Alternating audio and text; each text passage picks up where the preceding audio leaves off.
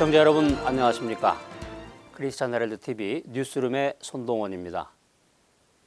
세계 각국에서 뉴스룸과 크리스찬 헤럴드 TV를 사랑해 주시는 여러분 모두에게 감사드립니다. 오늘 여러분과 함께 나눌 주제는 사순절, 예수 그리스도와 함께하는 시간입니다. 사순절 기간입니다. 사순절이란 십자가 고난을 깊이 묵상하면서 회개와 경건의 삶을 통해서 부활절을 맞이하는 기간을 말합니다. 주일을 빼고 계산해서 부활주일 전날부터 거꾸로 날짜를 계산해서 40일 동안을 십자가의 사랑에 감격하며 보내는 기간입니다. 이 기간 동안에 크리스찬들은 예수 그리스도의 희생과 구속의 정신을 가슴 깊이 체험하며 하나님과의 새로운 만남을 준비해야 하고 지금까지의 자신의 신앙과 삶을 되돌아보아야 합니다. 초대교회 교인들은 사순절 기간 동안에 그리스도께서 우리의 죄를 대속하기 위해서 찢기신 살과 흘리신 피를 기념하며 금식을 행하고 경건한 삶을 보냈습니다. 전통적으로 교회는 이 기간 중에는 오락행위를 중지하고 화려한 옷과 좋은 음식을 절제하며 예배와 기도에 집중했습니다. 얼마 전만 해도 교회들은 이 기간 동안에 특별 기도회를 갖고 교인들로 하여금 근신하면서 신앙을 쇄신하는 기회가 하기 위해서 전심을 다했습니다. 그러나 최근에 교회의 모습은 그렇지 못합니다. 사회가 발전하고 세속의 물결이 교회 안으로 급격히 침투되면서 점점 사순절의 의미가 퇴색해 가고 있습니다. 그것은 교회와 목회자의 책임이 아닐 수 없습니다. 사회가 아무리 발전하고 생활이 분주하고 또 삶이 고단하더라도 우리의 믿음의 근거와 힘은 그리스도의 십자가에 있습니다. 십자가가 없었다면 우리는 하나님 앞으로 나올 수가 없습니다. 오늘날 많은 교회와 교인들이 희생하려고 하지 않습니다. 또한 섬김의 모습이 나타나지 않고 있습니다. 국가와 사회의 혼란과 부패를 막아야 할 크리스천들이 오히려 혼란과 썩어짐의 한 부분을 차지하고 있습니다. 빛이 빛의 사명을 잃고 소금이 소금의 맛을 잃을 때 이 사회는 당연히 어두워지고 썩어져 갈 수밖에 없는 것입니다. 사순절을 보내면서 우리는 왜 예수께서 이 땅에 오셨는지 깊이 생각해야 할 것입니다. 사순절 기간에 그리스도와 함께하는 시간을 통해서 삶을 변화시켜 나가기를 바랍니다. 현대 크리스찬들이 회복해야 할 3가지 전통적인 영성훈련 방법을 소개해 드립니다. 크리스찬들이 회복해야 하는 영성훈련은 바로 하나님과 인격적인 관계를 누리며 예수 그리스도와의 관계를 통한 회복, 그리고 성령의 능력으로 살아가는 실제의 삶이 되어야 합니다. 따라서 세속적이고 이기적이며 죄에 물든 인간이 성삼위 하나님의 은혜와 능력으로 변화돼서 하나님의 뜻대로 살아서 삶의 변화를 이루어야 하는 것입니다. 사순절을 맞아 그리스도와 함께하는 시간을 통해 삶을 변화시키자는 첫 번째 제안은 금식을 회복하라는 것입니다.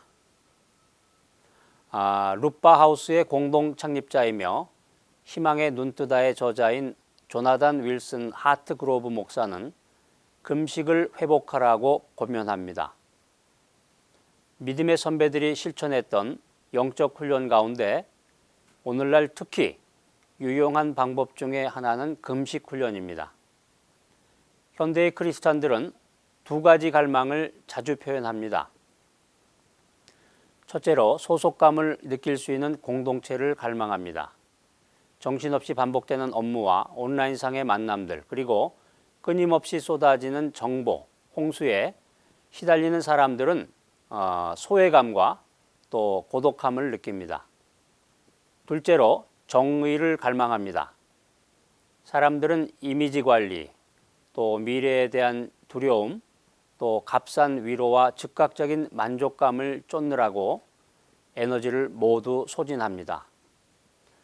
우리를 거룩한 열망에 집중하지 못하도록 교묘히 방해하는 것들은 하나둘이 아닙니다. 예수께서는 산상수훈에서 주기도문을 소개한 직후에 금식에 대해 말씀하십니다.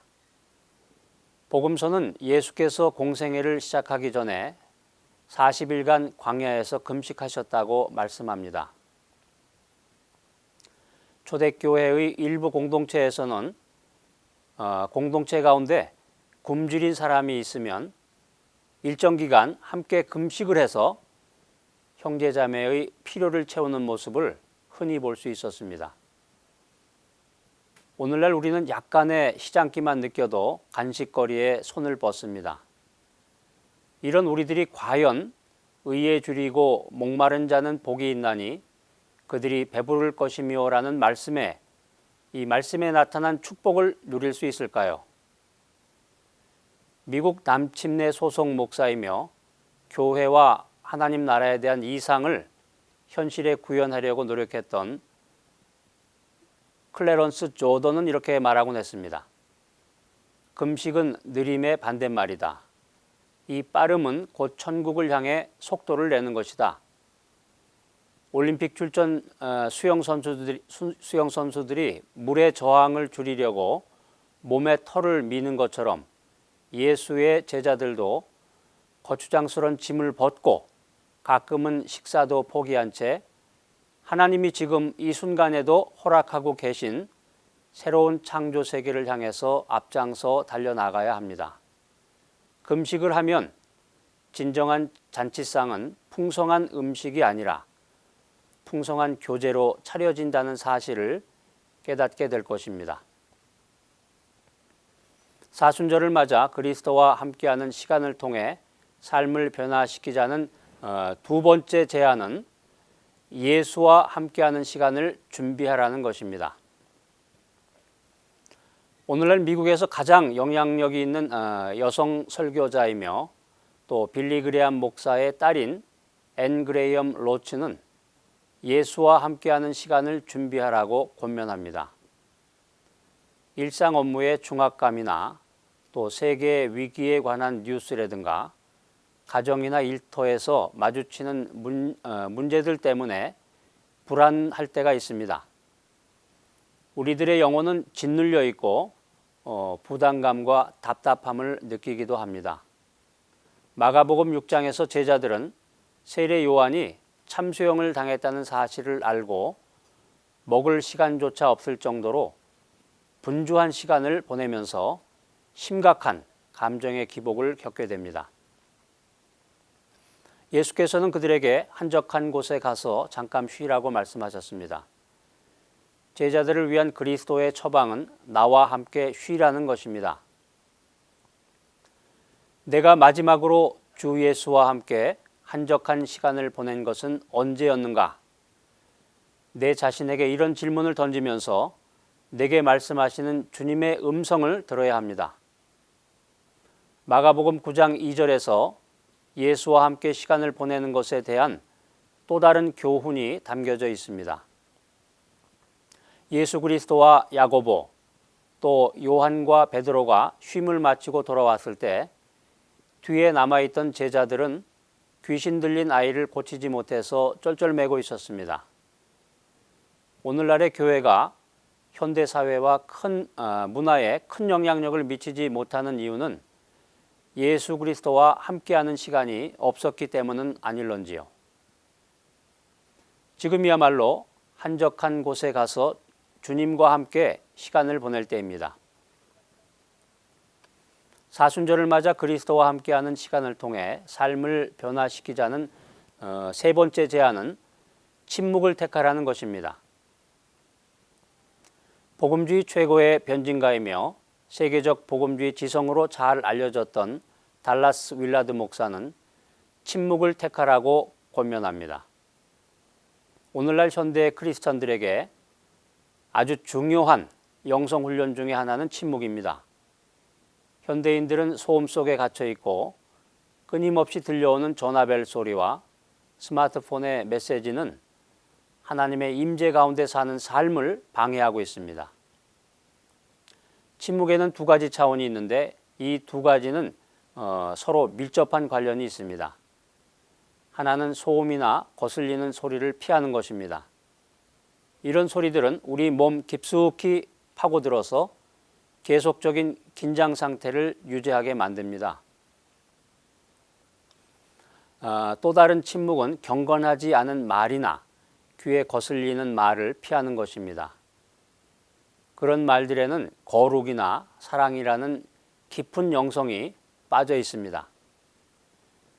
침묵 훈련이란 일정 기간을 정해서 소음과 말을 끊는 것입니다. 우리 몸을 긴장하게 만드는 소음들을 피하면 감사하는 마음으로 충만하게 됩니다. 더 나아가서 주님의 임재 가운데 거할 수 있는 태도와 또 습관을 기를 수 있는 마음의 공간이 생기게 됩니다. 우리는 올바른 침묵 훈련을 통해서 하나님과 또 자기 자신에게 집중하고 주변 사람들의 진정한 필요를 헤아릴 수 있는 삶의 여유를 갖게 됩니다. 사도 바울은 무릇 더러운 말은 너희 입 밖에도 내지 말고 오직 덕을 세우는 데 소용되는 대로 선한 말을 하여 듣는 자들에게 은혜를 끼치게 하라고 권면합니다. 14세기에 일어난 백년전쟁 당시에 영국군에게 포위당한 프랑스의 도시 칼레는 1년 가까이 영국의 거센 공격을 막아냈지만 더 이상 원병을 기대할 수 없었습니다. 절망적인 상황 속에서 항복을 하게 되었는데 그때 영국왕 에드워드 3세가 제시한 항복 조건은 누군가 그동안의 반항의 책임을 진다면 모든 칼레 시민의 생명을 보장한다는 것이었습니다. 그러면서 이 도시에서 가장 명망이 높은 시민 대표를 골라서 목에 밧줄을 묶은 다음에 신발을 신기지 않고 맨발로 영국군 진영으로 데리고 가서 도시의 열쇠를 전달받은 다음에 목을 매서 처형하겠다고 말했습니다.